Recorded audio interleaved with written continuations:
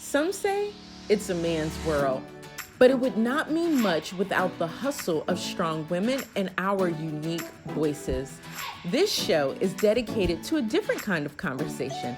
No cooking recipes, no celebrity gossip, rather business strategy and inspiration for women who are doing their thing and running their world. This is a show for and by boss ladies. And yes, I am talking about you, because the adjective boss is defined as excellent and outstanding. And the noun ladies is defined as a term of respect for all women. You are excellent and outstanding, even if no one said it before. So it's time to put respect on that status. Ladies, I want to thank you for joining us for another episode of Boss Ladies. And I'm so happy and excited to have these ladies because these are my real estate ladies. We're not going to talk about real estate only today, but I love you all. I'm so glad you're here. Thank you for being here. Let's jump right into this topic, franchises. Some people want them because they seem easy.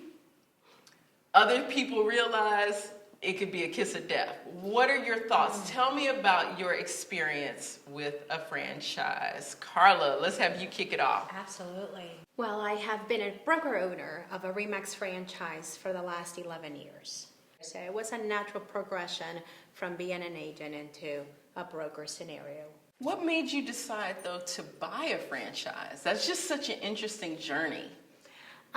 For me specifically, again, it was more of having that control of my business and the natural progression of exiting the sales aspect of the industry into more of the brokerage aspect of the industry and just growing and changing, setting new goals, breaking boundaries a little bit and reaching for new things. I love it. What would you say so far of owning a franchise, since it's been 11 years, what have been some of the upsides as well as the pitfalls? Well, many of the upsides has to do with marketing and branding and that platform that a franchise offers. RE/MAX is well known in the industry and the marketplace with consumers. That branding recognition definitely sinks to a lot of people. And we lean into it, and that's one less thing as a owner of a business that you really have to focus on. To that point, Karen, based on what Carla just mentioned about the benefit of having this marketing platform and the built-in reputation and name, what have been your thoughts about that as an independent firm owner? As an independent firm owner, I actually saw that as an opportunity because I had the opportunity to create my own path and make it exactly what I wanted it to be. Now it definitely is a ton of work, but being able to come up with all of my values, all of those marketing items, logos from scratch gave me an opportunity to make it what I want it to be. Working at a franchise, I subscribed to their values and I loved it for the time while I was there. It was great. It was a great place to get trained. It was great to understand what it was and how that infiltrated through the entire organization. But when I branched out on my own, it was really about creating what I wanted it to be and what the brand that I wanted to put in the marketplace and what I wanted the community to know what I was offering, what makes me different and my company different. So, it was so laborious, but so worth it. So I love that. So piggybacking off of this some, Christian, talk to us about the fact that you have been a part of really a startup, right? An independent, and now you're more with a big box franchise, which is great. Both have been great experiences. So based on what Carla and Karen have shared, what have your experiences been like with all of this? The same thing with the startup. When I came to my former brokerage, there were 2 agents there. And over the course of 4.5 years, I grew it to, it was 2 offices when I left that now have 450 real estate professionals. So doing the logo, understanding what our culture is, understanding how to explain that culture, understanding where we fit into the Atlanta marketplace. That has been such an amazing learning experience that's allowed me now that I'm with Engel and Völkers Atlanta to really understand if I was going back to a franchise, what I wanted in that franchise, what I needed to get from it, what I wanted to be able to provide. So I think that's been, like, I couldn't have been where I'm at now and truly embraced and enjoyed without that. That's amazing. So with franchises, ladies, what are some of the things you would tell people that are considering them, whether to work for them or to own them? What are some takeaways you think they should have and know?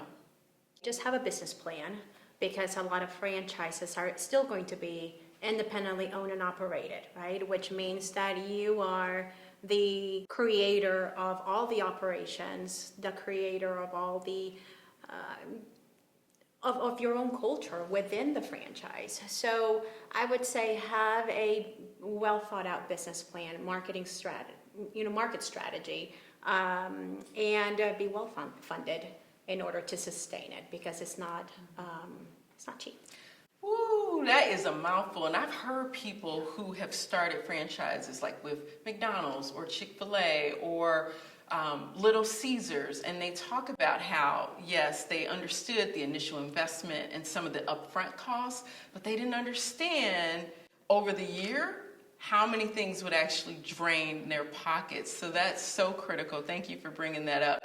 Any other thoughts, ladies, with this? I was going to say, it reminds me of Grant Cardone in his book 10X Rule. Yes! Is that whatever effort you put in, put times 10. Whatever money you put in, multiply it by 10. It's just like that, because whatever you think like that initial investment is, you have to just think of all the things that come up.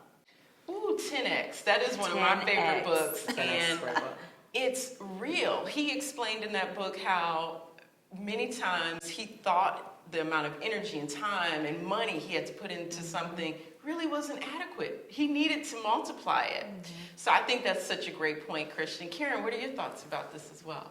Well, my thoughts would be, of course, the opposite, right? So if you're going to consider going independent or franchise, I would say that, yes, you can create your own culture depending on what franchise you get. So you would need to do your research to find out whether or not you could create your own culture there, even though they have their set values and in place, they may want everything a certain way. So when I founded Sovereign Realty and Management, it was set out to be its own culture and what it is in Atlanta, and I have our own identity. And if I were ever to franchise the brokerage, I probably would want someone to continue that same feel in another existing office. I mean, and even thinking about franchising an independent company that I've created, is it better to franchise, or is it better to open another office and just have someone be a partner in that office?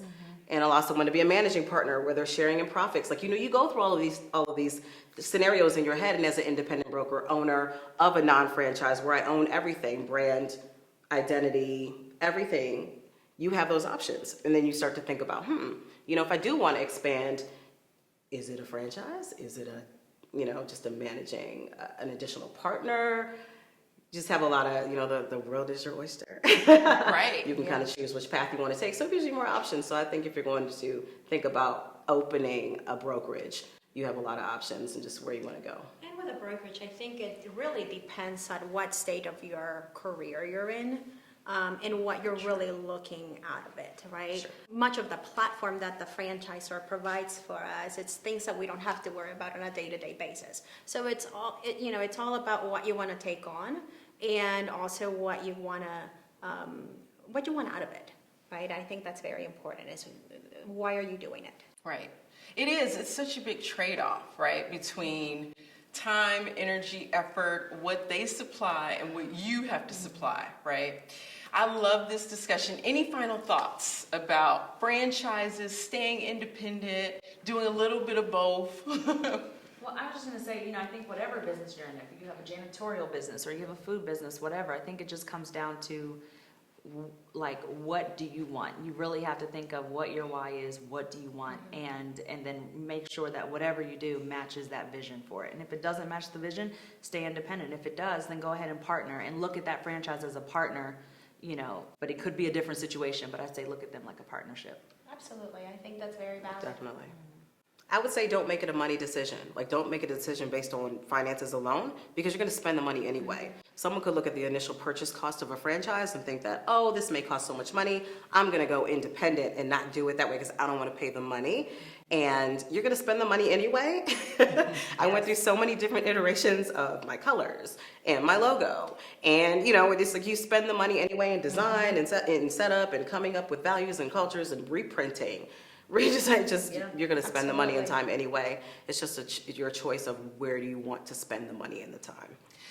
That is a huge point, and I think that if we don't look at why we're doing it, right? If we feel like, back to your point, the money, if we're looking at the cost, even though that's important, I'm not saying don't count the cost, we absolutely have to, but at the same time, if the values align, then it's an easier road.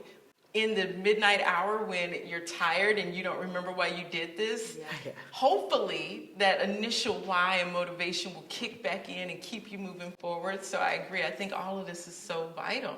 Well, ladies, I want to thank you so much for your time, your energy, and sharing with our audience your feedback, your experience on being with franchises, being with independent companies. Thank you so much.